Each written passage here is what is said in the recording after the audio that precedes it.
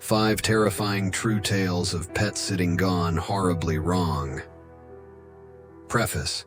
Taking care of someone else's beloved pet might seem like an easy job, just feed, play, and lock up.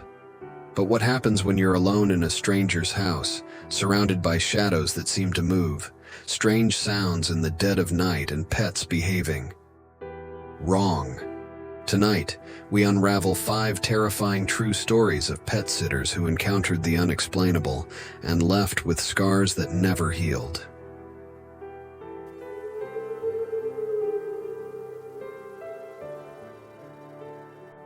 Story 1. The Cat in the Mirror. I always thought of pet sitting as a quick way to earn extra cash. It wasn't difficult. Feed the animals, clean up after them, and maybe take a dog for a walk. But this job was different. The ad had said, "Urgent, cat sitter needed," and I was the only one to respond. When I arrived at the house, a sprawling Victorian with peeling paint and ivy creeping up its sides, I felt a chill.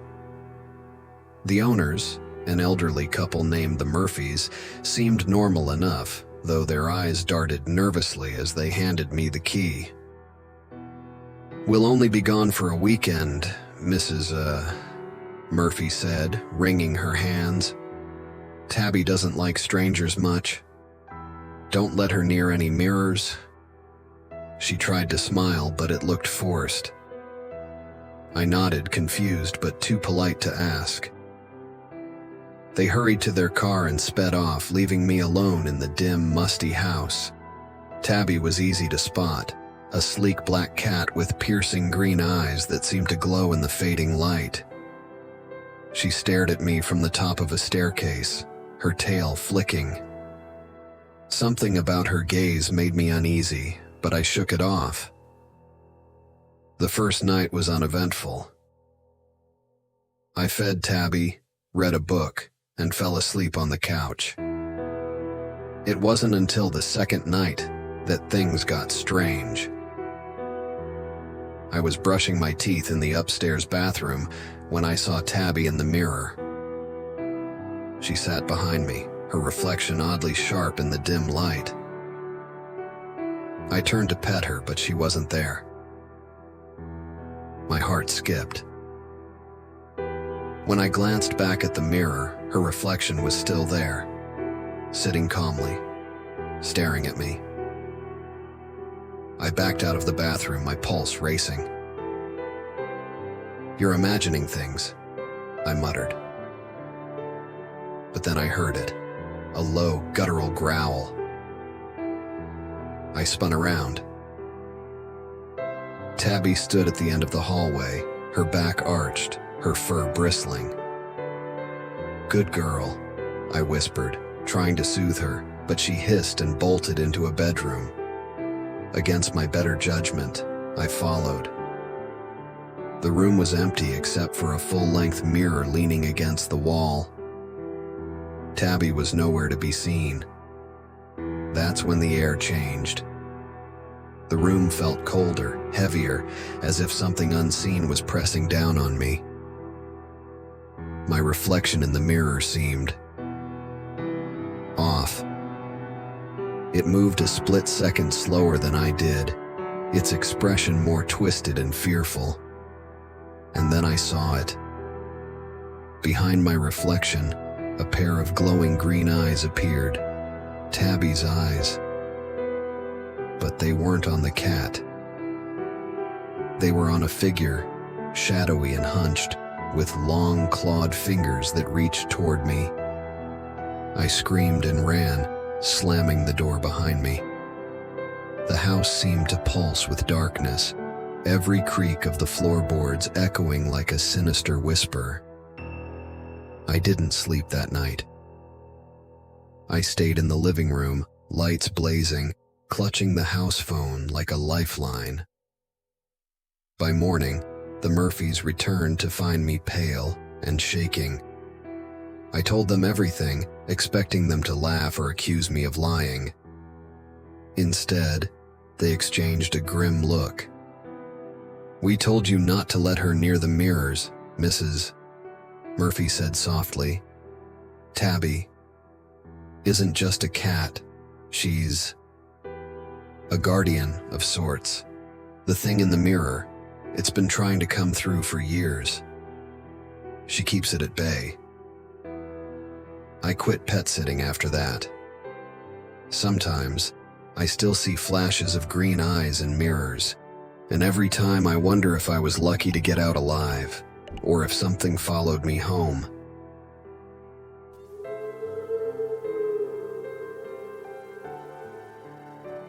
Story 2. The Whispering Dog. When I first met Bailey, the golden retriever I'd agreed to watch, I thought it was going to be the easiest job ever. The owners, a couple named Chris and Sarah, were heading out of town for a week and needed someone to stay at their cabin to care for him. The cabin was deep in the woods, surrounded by towering pines and thick underbrush. Chris had chuckled when I asked about cell service. "None out here," he said, slapping my back. "But you've got Bailey. He'll keep you company." Bailey was a big, friendly dog with a wagging tail and soulful brown eyes. I felt safe with him, even as I watched the couple's car disappear down the long dirt road, alone, but not really. The first few nights were peaceful. Bailey followed me everywhere, his paws thudding softly on the wooden floors. At night, he'd curl up at the foot of my bed, his steady breathing lulling me to sleep. But on the third night, something changed. I woke up to the sound of Bailey growling, low and deep like a rumble from the earth itself. "Bailey?" I whispered, sitting up. He was standing at the door, his fur bristling, his ears pinned back. His growls grew louder, almost vibrating in my chest. "What's wrong, boy?" I got out of bed and followed his gaze to the window. The darkness outside was so complete that it felt alive, pressing against the glass. I couldn't see anything, but Bailey's growls turned into frantic barking. I shushed him, my voice trembling, and pulled the curtains closed. Eventually, he calmed down, but he didn't return to the bed. He stayed by the door, alert, his eyes locked on something I couldn't see. The next day, I went outside to look around. There were no signs of animals or intruders, just endless trees swaying in the breeze. Still, I couldn't shake the feeling that I was being watched. Bailey stayed close to my side, his nose twitching, his tail low. That night, the whispers started. I woke up to Bailey whining softly, his nose pressed to the bedroom door. I heard it too, murmurs, faint and distant, like voices carried on the wind. I opened the door and Bailey bolted, barking furiously. I grabbed a flashlight and followed him into the living room. The whispers grew louder, circling the room. They were indistinct at first, but then I heard my name.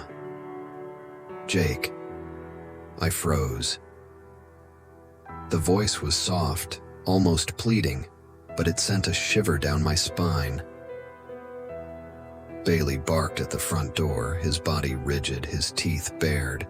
Then, without warning, the door slammed open. The cold night air rushed in and the whispers surged, louder and more insistent. Bailey charged out into the dark. "Bailey, no!" I screamed, running after him. The flashlight's beam cut through the blackness, but I couldn't see him.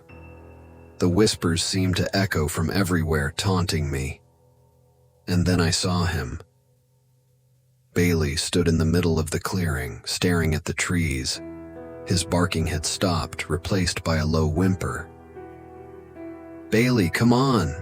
I called, but he didn't move. The beam of my flashlight caught something behind him, a figure, tall and shadowy, its limbs too long, its head cocked unnaturally to the side. Its mouth didn't move, but I heard its voice. "Jake." "Come closer." Bailey lunged at the figure, teeth snapping, but it didn't flinch. Instead, it stepped back into the shadows, disappearing as quickly as it had appeared. Bailey turned and ran to me, his tail tucked, his body trembling. We sprinted back to the cabin and locked the door. The whispers faded, but neither of us slept that night. Bailey stayed pressed against me, his warm body the only thing keeping me grounded.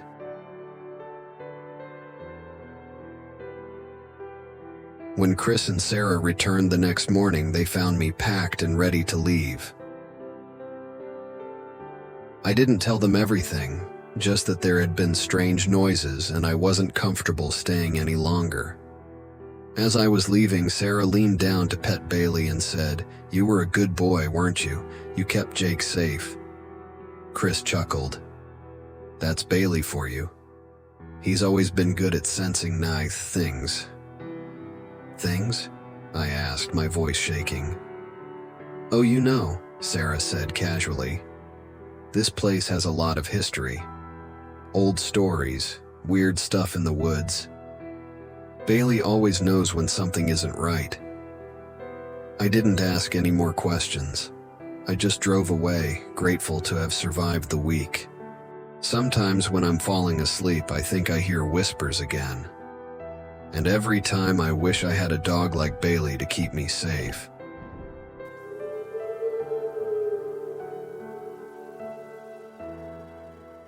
Story 3. The Rabbit Hutch. Pet sitting usually meant dogs or cats, so when Mrs. Holloway called me to watch her rabbit for the weekend, I thought it was a refreshing change. "His name is Patches," she said cheerily. "He's very sweet. Just feed him, clean his hutch, and give him some playtime. Oh, and..." She hesitated. "Never leave the back door open. Ever." I should have asked why, but her smile turned brittle, and I didn't want to pry. The job paid well, and I needed the cash. The house was an old, creaky farmhouse at the edge of a forest. The backyard where Patch's hutch stood was sprawling, bordered by a sagging wooden fence. The air smelled faintly of earth and mildew, and the trees cast long, menacing shadows over the property. Patches was adorable, a chubby white rabbit with patches of brown on his ears and back. He thumped happily in his hutch as I approached. I gave him some lettuce, cleaned out the straw, and latched the hutch securely. The first day passed uneventfully. I let Patches hop around the kitchen, watched him nibble on a carrot, and returned him to his hutch before dark. But that night, I was startled awake by a loud thump. I bolted upright, my heart racing. Another thump, then a strange scraping noise, like claws dragging across wood. "Patches?" I whispered. I grabbed a flashlight and peered out the window. The hutch stood in the moonlight, intact. But something moved just beyond it, a shadow too large to be a rabbit. It slithered along the ground, disappearing into the forest. I tried to convince myself it was just my imagination, but sleep didn't come easily. The next day, Patches seemed normal, hopping around as if nothing had happened. I tried to shake off the unease, but as I cleaned his hutch, I noticed deep scratches along the wooden frame. They were too big to be from Patches. That night, I heard the thumping again, louder this time and more insistent. I crept to the window, my hands trembling, and saw the hutch door swinging open. Patches was gone. I threw on my coat and ran outside, flashlight in hand. "Patches!" I called, my voice trembling. The beam of my flashlight swept over the yard and caught movement near the forest's edge. Patches was there, but something was wrong. He wasn't hopping. He was sitting unnaturally still, his head tilted back, staring at the treetops. I ran toward him, but as I got closer, I froze. The shadows around him shifted, taking shape. A figure emerged, hunched and misshapen, its limbs bending in impossible angles. Its face was obscured by a mass of writhing fur, and it held patches gently in its long, gnarled fingers. "Mine!" it rasped, its voice a guttural growl that made my skin crawl. "Let him go!" I shouted, my voice breaking. The creature tilted its head as if amused. Then it crouched low, setting patches on the ground. The rabbit twitched once, then bolted toward me. I scooped him up and ran, not daring to look back.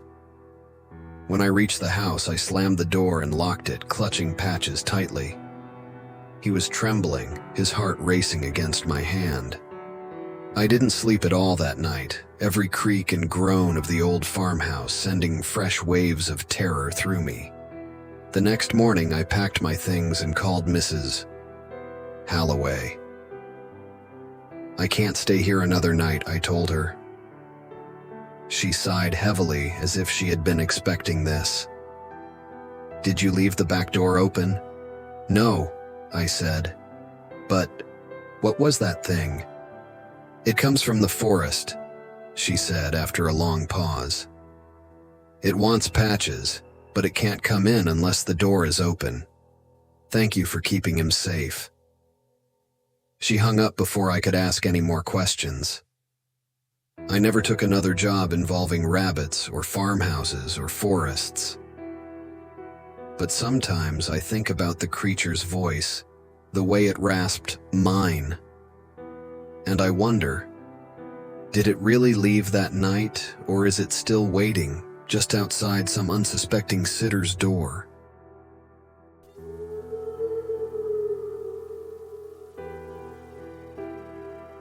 Story 4. The Parrot's Warning. When I agreed to take care of Mr.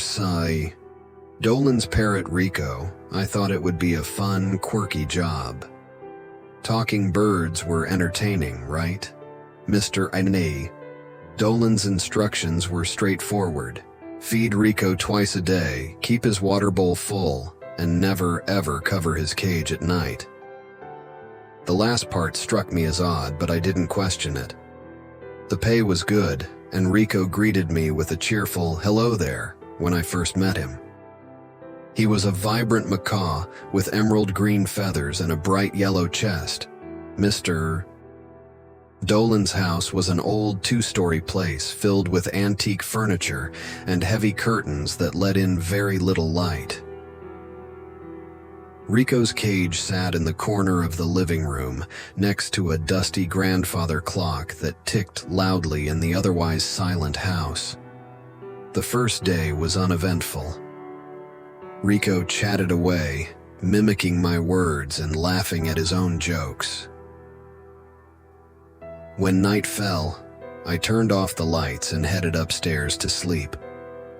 Around midnight, I woke to a noise, a raspy, urgent whispering. At first, I thought it was the wind, but as I listened, the sound became clearer. It was a voice, repeating the same phrase over and over. "Don't let it in. Don't let it in." I sat up, my heart pounding, and strained to hear. The whispering stopped abruptly, replaced by Rico's voice. "Don't let it in," he squawked, his tone frantic. I ran downstairs, flipping on the lights. Rico was pacing in his cage, his feathers puffed up, his black eyes darting toward the front door. "What's wrong, buddy?" I asked, trying to sound calm. He turned to me and screeched, "It's here! It's here!" My stomach dropped. The air in the room felt heavy, oppressive, and I noticed the faint smell of smoke, though nothing was burning. I approached the door slowly, peering through the peephole. There was nothing there. But then, a knock. Soft, deliberate, and far too slow to be human. "Don't let it in!" Rico screamed again, flapping his wings wildly. I backed away, every nerve in my body screaming at me to run. "Who's there?" I called, my voice trembling. No answer. Just another knock, louder this time. And then the doorknob rattled. I grabbed the first thing I could find, a heavy candlestick, and stood my ground. The rattling stopped, replaced by a deep, guttural voice that came from nowhere and everywhere at once. "Let me in," it growled. "I'm cold." "No," I shouted, my voice cracking. The voice chuckled, a sound that sent shivers down my spine. They always say no, at first. Suddenly the house seemed to groan, the walls creaking as if something massive was pressing against them. Rico shrieked, "Cover me! Cover me!" Without thinking, I grabbed the blanket Mr. Zoe Dolan had warned me about and threw it over Rico's cage. The room went deathly silent. The oppressive air lifted and the smell of smoke vanished. I stood frozen for what felt like hours, the candlestick clutched in my hands, waiting for something, anything, to happen. When dawn broke, I removed the blanket cautiously. Rico was silent, his feathers ruffled, but he was alive. Mr. Dolan returned that evening, and I told him everything. He listened without interrupting, his face grim. "I should have warned you," he said finally. "Rico doesn't just mimic. He sees things. Things that don't belong in this world." "What was at the door?" I asked, my voice barely above a whisper. Mr. Dolan shook his head. "You don't want to know. But whatever it was, Rico saved you." I never took another job watching birds. Rico's warnings haunt me to this day, and sometimes I still hear his voice in my dreams. Don't let it in. Don't let it in.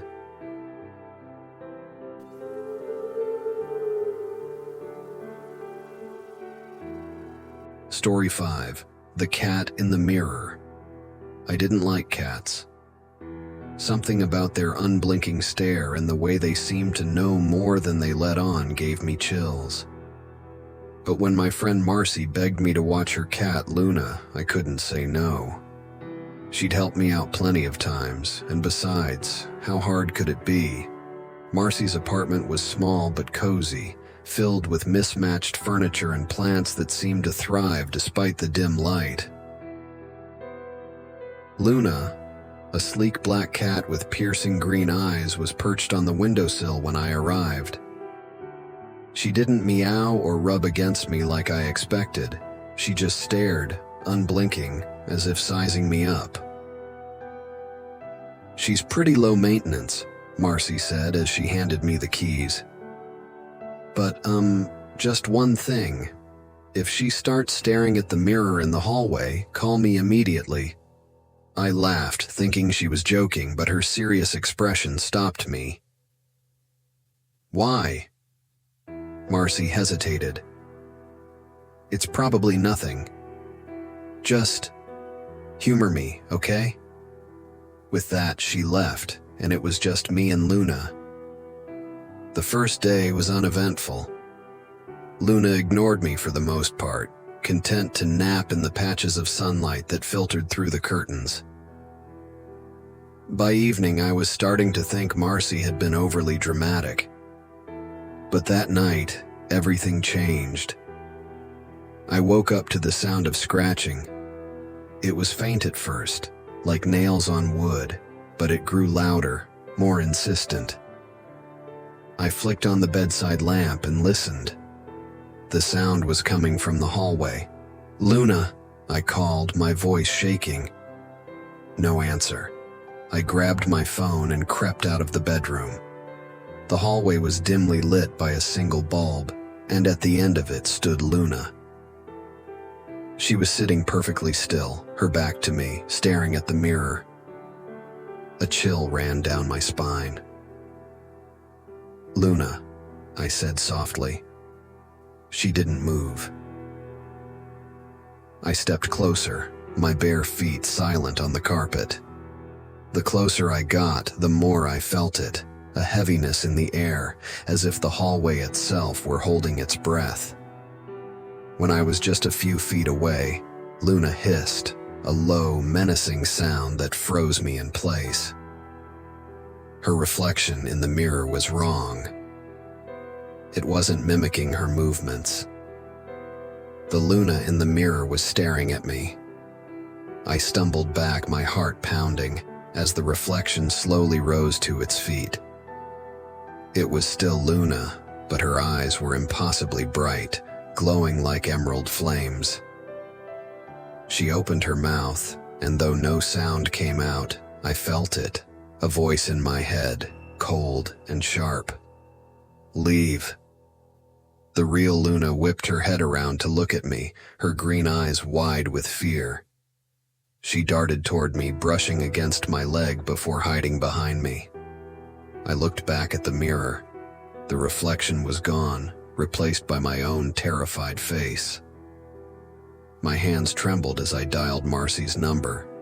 She answered on the first ring. "She's staring at the mirror," I whispered. "Get out of the apartment. Now," Marcy said, her voice urgent. "What's going on?" I demanded, but she just repeated herself. I didn't need to be told twice. I grabbed my coat, scooped up Luna, and ran out the door. Marcy met me at a nearby diner, her face pale and drawn. She didn't speak until the waitress brought us coffee.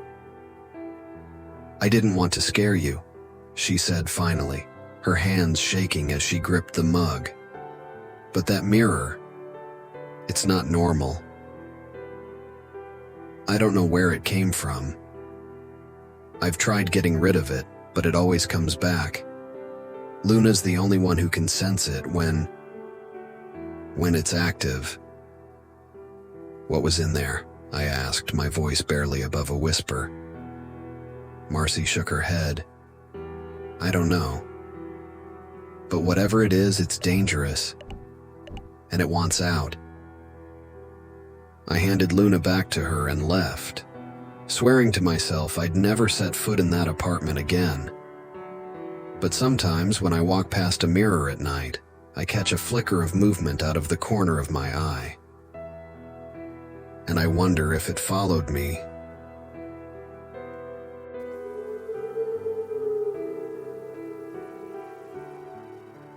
Conclusion: The shadow beyond the glass. I never expected my pet-sitting gigs to leave me questioning everything I thought I knew about the world. Each story, the dog that guarded secrets in the dark, the goldfish with unnatural silence, the rabbit watched by unseen eyes, the parrot's chilling warnings, and the cat transfixed by the mirror, left me with a lingering sense of dread. But the scariest part wasn't what happened during those jobs. It was what came after. It started small. A faint scratching sound in the night. Shadows shifting in ways they shouldn't. Whispers just on the edge of hearing. At first, I thought I was imagining things, that my overactive mind was replaying the terrors I had faced. But the incidents grew more frequent, more tangible. One night, I was sitting in my living room, the television on for comfort, when I heard it, a soft, deliberate knock at my front door. My heart raced as I approached, the memory of Rico's frantic warnings echoing in my mind.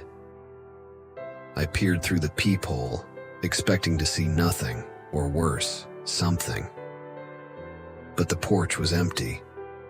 When I turned back, the room felt colder, the air heavy. My reflection in the mirror above the fireplace caught my eye. It was subtle at first, a slight delay in the movement, a faint smirk that didn't belong to me. I ran out of the house and didn't return until dawn. Desperate for answers, I began piecing the stories together, combing through my memories and notes I had made after each job. The connections were faint but undeniable. The entities I had encountered weren't isolated occurrences. They were fragments of something larger, pieces of a dark puzzle I was only beginning to understand. Each house had a mirror, I realized. Not just any mirror. There was something unique about them.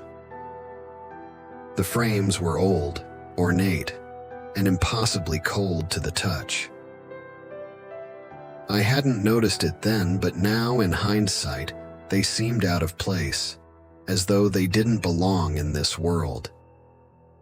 And the animals, they had all seen it, whatever it was. They had been protectors, guardians against the thing trying to come through. But now, I was the common thread. The knocks at the door came more often, louder each time. My reflection grew bolder, lingering even when I turned away, its smile stretching impossibly wide. I stopped sleeping. I covered every mirror in my house, but the feeling of being watched never left. And then, one night, the voice came. "Let me in," it whispered, a chilling echo that seemed to come from every corner of the room. "No," I said, my voice trembling. The air grew thick, the shadows in the corners stretching toward me. "They let me in," it hissed, its tone triumphant. And that's when I understood. I hadn't escaped those houses unscathed. I had carried something with me, something that fed on fear and waited for the right moment to strike. The animals had been warnings, their strange behaviors desperate attempts to protect me from a force they couldn't fight alone. But now, I was alone. As I write this, the scratching has started again. The mirrors I covered are bare, the cloths torn away by unseen hands. My reflection is no longer my own. It watches me as I type, its eyes burning with an unnatural light. I don't know what will happen when I finish this, but I need someone to know the truth. If you ever take a job watching someone's pet, be careful. Watch for the signs, the shadows, the whispers, the unnatural stillness. And whatever you do, don't look in the mirror.